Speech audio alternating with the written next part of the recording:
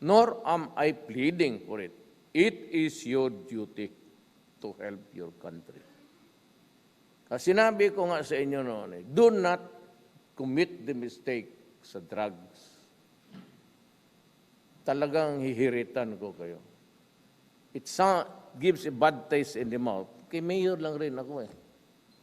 So what am I doing here? Threatening? No, I'm not threatening.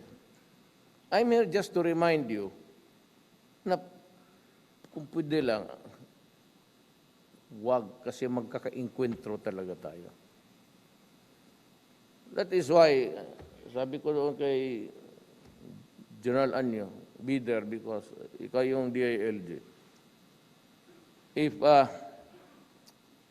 I see a place and the governance is not working because it is flowing with drugs and everything, told him to